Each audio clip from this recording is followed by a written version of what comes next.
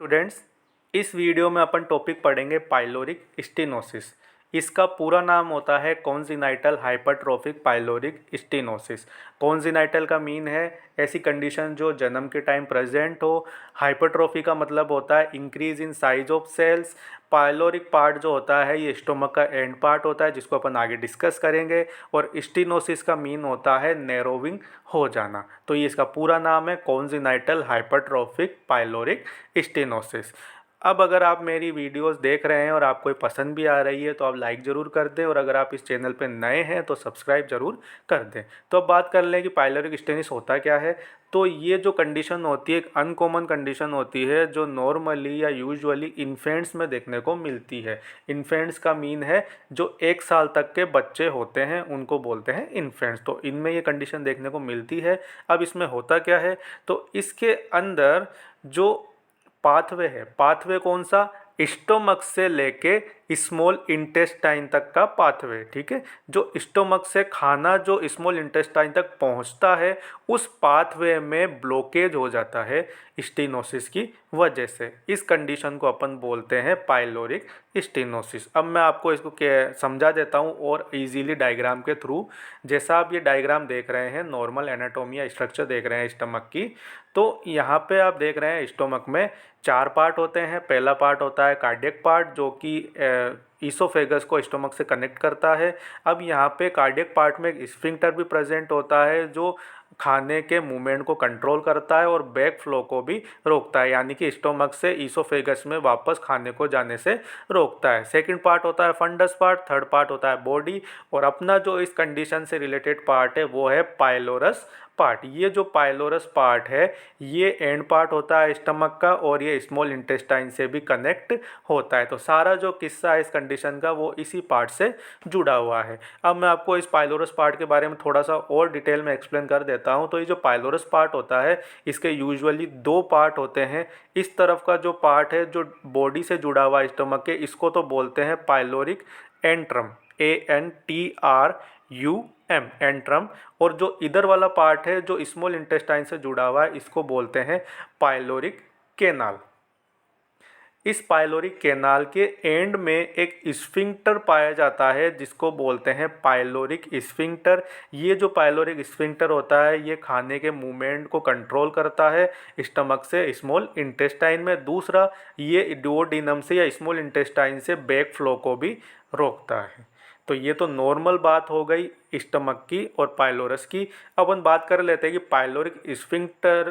Pyloric stenosis क्या होता है। तो आप जैसा यहाँ डायग्राम में देख रहे हैं ये तो नॉर्मल एक स्ट्रक्चर है स्टमक की या पाइलोरस पार्ट की, और ये है पाइलोरिक स्टेनोसिस वाली कंडीशन। तो जैसा मैंने आपको बताया था इसके नाम में हाइपरट्रोफिक पाइलोरिक स्टेनोसिस, पहला यहाँ पे नाम आ रहा है हाइपरट्रोफी। हाइपरट्रोफी का मीन क्या हुआ, increase in size of cells. तो यहाँ पे जो पाइलोरस पार्ट है ये पाइलोरस पार्ट की जो मसल्स है, ये जो आप रेड रेड रेड पार्ट देख रहे हैं ये इसकी मसल्स है। इस मसल्स में क्या हो गई है, हाइपरट्रोफी हो गई है, या ये कह सकते हैं ये मसल्स थिक हो गई है, मोटी हो गई है, ठीक है, सूज गई हैं। तो यहाँ पे एनलार्जमेंट हो गया है मसल्स में।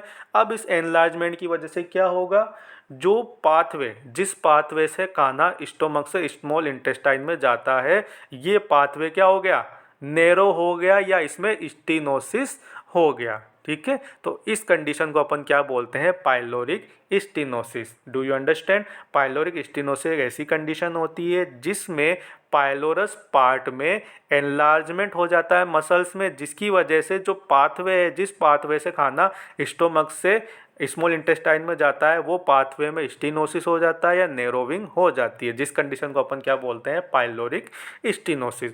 अब ये पाइलोरिक स्टेनोसिस होने की वजह से रिजल्ट क्या देखने को मिलता है, तो यहाँ पे रिजल्ट ये देखने को मिलेगा कि यहाँ पे जो ये नैरोविंग हो गई है जिस वजह से खाना आगे नहीं जा पा रहा है, तो अब क्या होगा, जो भी बच्चा खाना फीड करेगा वो खाना जो है स्टोमक में जमा होता जाएगा। अब ये जो खाना स्टोमक में जमा होता जाएगा तो आपको पता होगा अपने GI ट्रैक्ट में एक मूवमेंट देखने को मिलता है जिसको बोलते हैं पेरिस्टालसिस मूवमेंट, जो खाने को आगे की तरफ फॉरवर्ड करता है या नीचे की तरफ ले जाता है।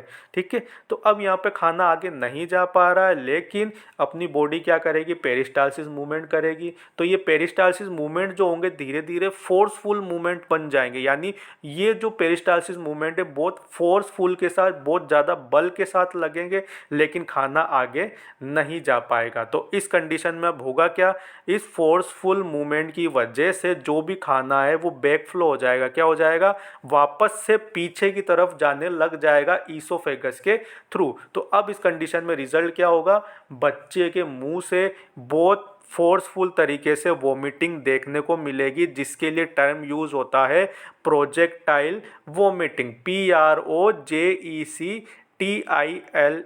क्या होगा, प्रोजेक्टाइल वोमिटिंग यहाँ पे देखने को मिलेगी, जो कि क्लिनिकल साइन है पाइलोरिक स्टेनोसिस का। ठीक है, तो पाइलोरिक स्टेनोसिस में प्रोजेक्टाइल वोमिटिंग देखने को मिलेगी। वो क्यों देखने को मिलेगी, क्योंकि खाना आगे नहीं जा पा रहा है, खाना आगे नहीं जाएगा तो यहाँ पे पेरिस्टालसिस मूवमेंट फोर्सफुल होंगे, जिसकी वजह से बैक फ्लो होगा खाने का, और बच्चे के मुंह से जो है प्रोजेक्टाइल वोमिटिंग देखने को मिलेगी या फोर्सफुल वोमिटिंग देखने को मिलेगी। इसके अलावा इस कंडीशन में बच्चे में डिहाइड्रेशन भी देखने को मिलता है और एल्केलोसिस भी देखने को मिलता है। एल्केलोसिस का मीन हो गया कि जो HCl है, ठीक है, जो स्टोमक में HCl है, जो एसिड कंटेंट है, वो यहाँ से वोमिटिंग के थ्रू बाहर जाएगा, तो यहाँ पे एसिड का लॉस हो रहा है, एसिड का लॉस होगा तो GI ट्रैक्ट में एल्केलोसिस बढ़ जाएगा। ठीक है, आई होप आपको ये समझ में आ गया होगा कि पाइलोरिक स्टेनोसिस क्या होता है। ये यहाँ पे इंट्रोडक्शन एंड डेफिनेशन में मैंने यही चीज़ें लिखी है जो मैंने आपको एक्सप्लेन किया है। आप इसको पॉज करके या इसका स्क्रीनशॉट ले सकते हैं। अब हम बात कर लेते हैं यहाँ पे पाइलोरिक स्टेनोसिस की कोजेज एंड रिस्क फैक्टर्स की। तो जनरली जो कोजेज होती है पाइलोरिक स्टेनोसिस की वो अननोन है, लेकिन यहाँ पे कुछ जेनेटिक या एनवायरमेंटल फैक्टर्स जो हैं वो ये कंडीशन कोज कर सकते हैं। जैसा अपन यहाँ पे रिस्क फैक्टर्स में देख रहे हैं, पहला रिस्क फैक्टर है जेंडर, जो कि एक जेनेटिक फैक्टर है। जेंडर की बात करें तो यूजुअली ये कंडीशन लड़कों में ज़्यादा देखने को मिलती है, और स्पेशली फर्स्ट बोर्न चाइल्ड, यानी जो पहला बच्चा हो रहा है या पहला जो लड़का हो रहा है उसमें ये कंडीशन ज़्यादातर देखने को मिलेगी इन कंपैरिजन टू गर्ल्स। तो ये तो एक जेनेटिक फैक्टर हो गया। सेकेंड वन बात करें प्री मैच्योर बर्थ, अगर बच्चा प्री मैच्योर हो रहा है तो उसमें पाइलोरिक स्टेनोसिस की कंडीशन ज़्यादा देखने को मिलेगी in comparison to full term babies. Next one cause की बात करें तो यहाँ पे नेक्स्ट वन है स्मोकिंग ड्यूरिंग प्रेगनेंसी। अगर मदर प्रेगनेंसी के टाइम स्मोकिंग कर रही है तो उसकी वजह से भी पाइलोरिक स्टेनोसिस बच्चे में हो सकता है। फोर्थ वन यहाँ पे कोज है अर्ली एंटीबायोटिक यूज़, यानी कि अगर बच्चे के जन्म होने के बाद में उसको स्टार्टिंग पीरियड में ही एरिथ्रोमाइसिन एंटीबायोटिक दी जा रही है वूपिंग कफ जैसी कंडीशंस को ट्रीट करने के लिए, तो ये जो एरिथ्रोमाइसिन होती है इसका कनेक्शन होता है पाइलोरिक स्टेनोसिस से, यानी कि ये एरिथ्रोमाइसिन बच्चे में पाइलोरिक स्टेनोसिस कोज कर सकता है। इसके अलावा अगर मदर जो है प्रेगनेंसी के अंदर भी एंटीबायोटिक्स ले रही है तो उसकी वजह से भी बच्चे में स्टेनोसिस देखने को मिल सकता है। नेक्स्ट वन कोज की बात करें तो वो है बोतल फीडिंग। अगर बच्चे को बोतल से फीडिंग करवाई जा रही है, ब्रेस्ट फीडिंग नहीं कराई जा रही है, तो उन बच्चों में भी पाइलोरिक स्टेनोसिस हो सकता है। नेक्स्ट वन अब बात कर लेते हैं अपन यहाँ पे पैथोफिजियोलॉजी की क्या मैकेनिज्म होती है। तो यहाँ पे जो भी पॉजिटिव फैक्टर्स होते हैं, लाइक वो जेनेटिक फैक्टर्स हो गए या एनवायरमेंटल फैक्टर्स हो गए, उनकी वजह से ये कंडीशन कैसे कोज होती है तो वो मैं आपको डायग्राम के थ्रू एक्सप्लेन कर दूंगा। बट उससे पहले आप यहाँ पे इस पैथोफिजियोलॉजी को पॉज करके इसका स्क्रीनशॉट ले सकते हैं नोट्स बनाने के लिए। अब अपन नेक्स्ट वन अब बढ़ते हैं इसके पैथोफिजियोलॉजी के लिए। तो यहाँ पे आप डायग्राम जो देख रहे हैं, तो जैसा मैंने आपको प्रीवियसली भी बताया कि इस कंडीशन में होता क्या है, इस कंडीशन में पाइलोरस पार्ट में जो है हाइपरट्रॉफी हो जाती है। हाइपरट्रॉफी होने की वजह से यहाँ पे जो पाथवे है उसमें स्टेनोसिस हो गया। स्टेनोसिस होने की वजह से यहाँ से खाना जो है आगे नहीं जा पाएगा। अब खाना आगे नहीं जा पाएगा तो खाना यहाँ पे जमा होने लग जाएगा। तो इस खाने को आगे पहुँचाने के लिए क्या होगा, फोर्सफुल पेरिस्टालसिस मूवमेंट होंगे। वो फोर्सफुल पेरिस्टालसिस मूवमेंट मूवमेंट की वजह से क्या होगा, खाने का बैक फ्लो होने लग जाएगा। और खाना जब बैक फ्लो होगा तो इसकी वजह से बच्चे में क्या देखने को मिलेगी, वोमिटिंग देखने को मिलेगी। और किस तरह की वोमिटिंग देखने को मिलेगी, प्रोजेक्टाइल वोमिटिंग, जिसका मीन होता है फोर्सफुल वोमिटिंग। ओके, तो आपको यहाँ क्लियर हो गया पैथोफिजियोलॉजी जो होती है इसकी। यही पैथोफिजियोलॉजी यहाँ पे मैंने सेम यहाँ पे लिखाई है। अब अपन बात कर लेते हैं पैथोफिजियोलॉजी के बाद साइन एंड सिम्टम्स की। तो यहाँ पे जो लक्षण होते हैं पाइलोरिक स्टेनोसिस के, वो यूजुअली जन्म के बाद में 3 से 5 हफ्तों में देखने को मिलते हैं। बट ये कंडीशन जो है 3 महीने के बच्चे तक ही होती है, उसके बाद में नॉर्मली रेयरली केसेस में देखने को मिलती है। यानी कि 3 महीने तक बच्चे में पाइलोरिक स्टेनोसिस ज़्यादा देखने को मिलता है, 3 महीने के बाद के बच्चों में ये रेयरली देखने को मिलता है। अब इसमें जो कंडीशंस जो देखने को मिलती है वो है, सबसे पहला जो क्लिनिकल फीचर है इसका इम्पोर्टेंट, वो है नॉन बाइलस प्रोजेक्टाइल वोमिटिंग। अब यहाँ पे प्रोजेक्टाइल वोमिटिंग तो मैंने आपको बता दिया कि फोर्सफुल वोमिटिंग को बोलते हैं, लेकिन नॉन बाइलस क्या होगा, तो नॉन बाइलस का मीन ये होगा कि जो वोमिटिंग होगी उसमें बाइल प्रेजेंट नहीं होगा। बाइल क्यों प्रेजेंट नहीं होगा, तो उसका रीज़न आपको पता होगा, क्योंकि जो गोल ब्लेडर से जो बाइल रिलीज होता है वो बाइल कहाँ पे आता है, वो बाइल स्मॉल इंटेस्टाइन का जो पहला पार्ट होता है डुओडेनम, वहाँ पे ये आता है। लेकिन यहाँ पे क्या हो रहा है, जो खाना है वो स्टोमक से डुओडेनम में जा ही नहीं पा रहा है, इस वजह से खाने में बाइल प्रेजेंट नहीं रहेगा। तो किस तरह की वोमिटिंग यहाँ पे होगी, non bilious projectile vomiting. Next one यहाँ पे जो कंडीशन देखने को मिलेगी वो है डिहाइड्रेशन। डिहाइड्रेशन क्यों देखने को मिलेगा, क्योंकि वोमिटिंग हो रही है तो सारा जो फ्लूइड है वो लॉस हो जाएगा। नेक्स्ट वन यहाँ पे बच्चे को परसिस्टेंट हंगर रहेगी, यानी उसको कंटिन्यू भूख लगती रहेगी, उसका पेट नहीं भरेगा। नेक्स्ट वन यहाँ पे बच्चे में वेट लॉस भी देखने को मिल सकता है। इसके अलावा जो है बाउल मूवमेंट्स भी चेंजेस देखने को मिलेंगे, मीन यहाँ पे बच्चे में कॉन्स्टिपेशन देखने को मिलेगा due to dehydration. Next one यहाँ पे एक पाल्पेबल मास भी देखने को मिलेगा। कहने का मीन ये है कि जब बच्चे के पेट पे हाथ लगाया जाएगा तो आपको विजिबल मास ऑब्जर्व होगा। वो क्यों होगा, क्योंकि पेट में जो पाइलोरस मसल्स एनलार्ज हो रखी है वो बाहर की तरफ जो है स्वेलिंग टाइप दिखेगी। और वो कहाँ पे दिखेगी, तो वो दिखेगी राइट अपर क्वाड्रेंट में। राइट अपर क्वाड्रेंट क्या होता है, तो एब्डोमिनल कैविटी के जो रीजन होते हैं उसमें जो राइट अपर क्वाड्रेंट होता है वहाँ पे देखने को मिल सकता है मास, यानी कि just about the umbilicus area. Okay, इसके अलावा इसमें माल न्यूट्रिशन भी देखने को मिल सकता है। माल न्यूट्रिशन के अलावा इवैल्यूएशन की बात करें तो यहाँ बच्चे की हिस्ट्री कलेक्ट करेंगे, present past medical and family history. इसके बाद बच्चे का फिजिकल एग्जामिनेशन करेंगे। तो फिजिकल एग्जामिनेशन में बच्चे के ओलिव साइज का एक पाल्पेबल मास देखने को मिलेगा। जैसा मैंने आपको बताया, अपर राइट साइड का जो क्वाड्रेंट है वहाँ पे एक पाल्पेबल मास देखने को मिलेगा। वो किस साइज का होगा, तो वो ओलिव साइज का देखने को मिलेगा। जो क्यों देखने को मिलेगा, क्योंकि जो पाइलोरस मसल्स जो एनलार्ज हो रखी है वो वहाँ पे पाल्पेबल फील होगी। नेक्स्ट वन यहाँ पे जो है ब्लड टेस्ट कर सकते हैं। ब्लड टेस्ट क्यों करेंगे, डिहाइड्रेशन और इलेक्ट्रोलाइट इम्बैलेंस को इवालुएट करने के लिए। नेक्स्ट वन यहाँ पे जो है बेरियम स्वालो एक्सरे कर सकते हैं, जो क्लियरली विजुअलाइजेशन करने के लिए कर सकते हैं कि जो थिकनिंग हो रखी है जो उसको पता लग सकता है बेरियम स्वालो एक्सरे से। नेक्स्ट वन यहाँ पे बात करें तो एब्डोमिनल अल्ट्रासाउंड यहाँ पे कर सकते हैं, और अच्छे से जो है विजुअलाइजेशन करने के लिए या डिटेक्शन करने के लिए। नेक्स्ट वन अब बात करें अपन यहाँ पे डायग्नोसिस के बाद ट्रीटमेंट की, तो सिम्टोमेटिक ट्रीटमेंट यहाँ पे पहले देंगे। तो सिम्टोमेटिक ट्रीटमेंट जो देंगे वो सिम्टम्स को रिड्यूस करने के लिए देंगे। सो इसमें मेडिकेशंस दे सकते हैं, लाइक एट्रोपिन यहाँ पे दी जा सकती है, आईवी और ओरल रूट से दे सकते हैं। एट्रोपिन यहाँ पे क्या करती है, तो एट्रोपिन का यहाँ पे एंटीमेटिक इफेक्ट भी देखने को मिल सकता है, यानी ये वोमिटिंग को कम करने का काम करेगी। तो यहाँ पे बच्चे को एट्रोपिन देंगे। इसके अलावा बच्चे को फ्लूइड थेरेपी भी देंगे। क्यों देंगे, डिहाइड्रेशन को कम करने के लिए या रिड्यूस करने के लिए, जो कि बहुत ज़रूरी है। नेक्स्ट वन अब बात करें सिम्टोमेटिक ट्रीटमेंट के बाद में अपन सर्जिकल मैनेजमेंट की, तो ये इसका परमानेंट मैनेजमेंट होता है, जिसका नाम यहाँ पे है सर्जरी का पाइलोरोमायोटॉमी। टोमी। कहने का मीन ये है कि एक ऐसी सर्जरी है जिसमें टोमी का मीन है ओपनिंग की जाती है। ओपनिंग करके जो पाइलोरस की जो थिकन मसल्स हो रखी, यानी जो मसल्स में एनलार्जमेंट हो रखा है, उनको कट करके जो है रिमूव कर लिया जाता है। तो इस सर्जरी को बोलते हैं पाइलोरोमायोटोमी। तो इसमें करते क्या है वो मैं आपको डायग्राम के थ्रू बता देता हूँ। तो सबसे पहले ये सर्जरी करने के पहले बच्चे को अच्छे से फ्लूइड थेरेपी वगैरह दी जाती है ताकि उसका डिहाइड्रेशन ट्रीट हो सके। देन उसके बाद में क्या किया जाता है, इसमें सर्जरी परफॉर्म की जाती है।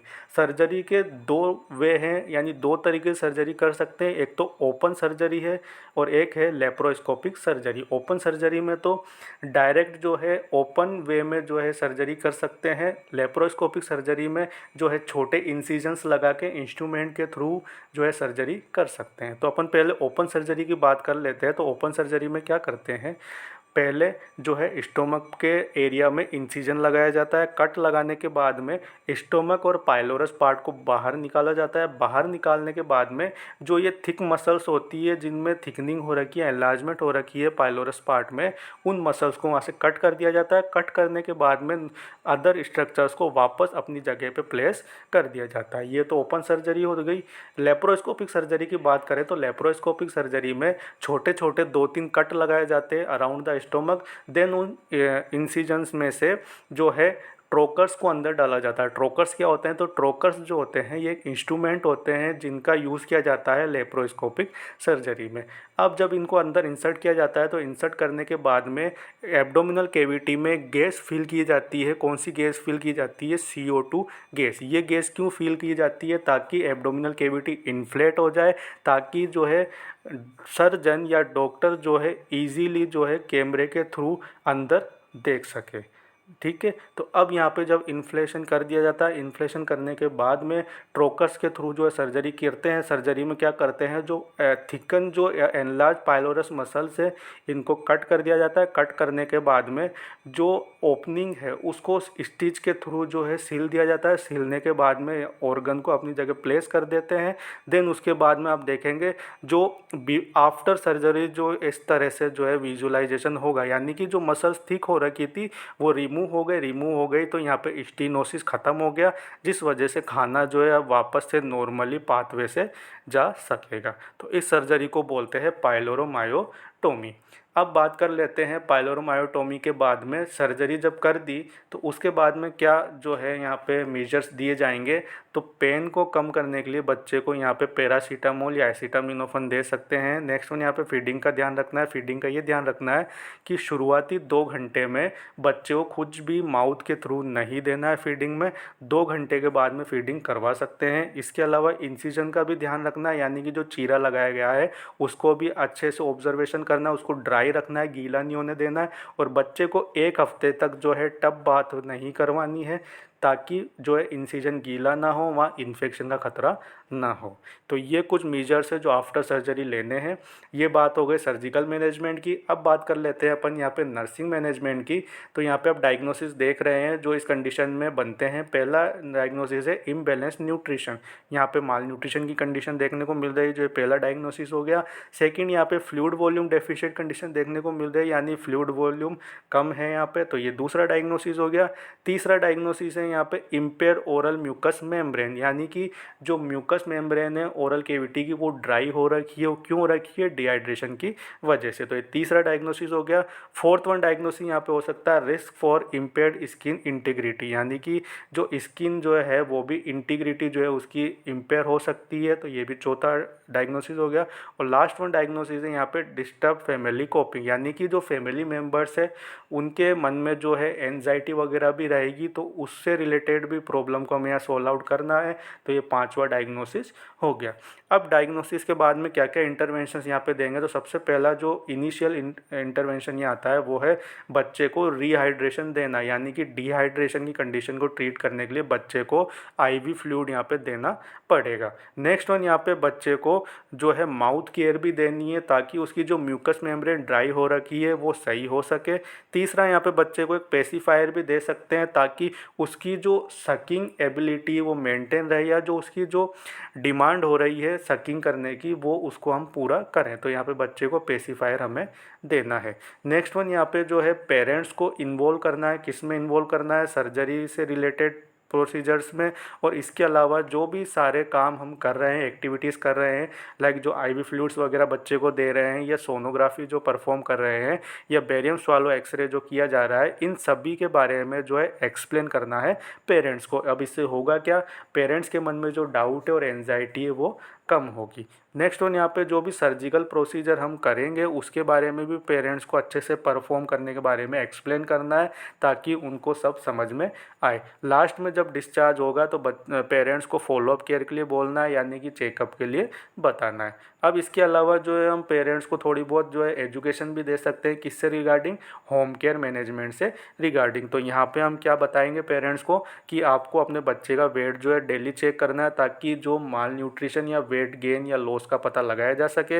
नेक्स्ट वन, यहाँ पे बच्चे को अच्छी न्यूट्रिशियस डाइट देनी है ताकि उसका वेट गेन हो। तीसरा, यहाँ पे बच्चे में जो बिहेवियल चेंजेस उनको भी नोट करते रहना है कि बच्चा ज़्यादा रो तो नहीं रहा है, इरिटेट तो नहीं हो रहा है, तो ये सभी कंडीशंस को ऑब्जर्व करना है। नेक्स्ट वन जो है मेडिकेशंस भी देते रहना है बच्चे को, जो प्रिस्क्राइब की गई है डॉक्टर के द्वारा। और लास्ट वन, पेरेंट्स को ये बोलना है कि कंटिन्यूस आप चेकअप के लिए आते रहें। ठीक है, तो ये टॉपिक यहाँ पे कंप्लीट हो गया। अगर आपको इसमें कोई भी डाउट हो तो आप कमेंट करके पूछ लीजिए। Thank you.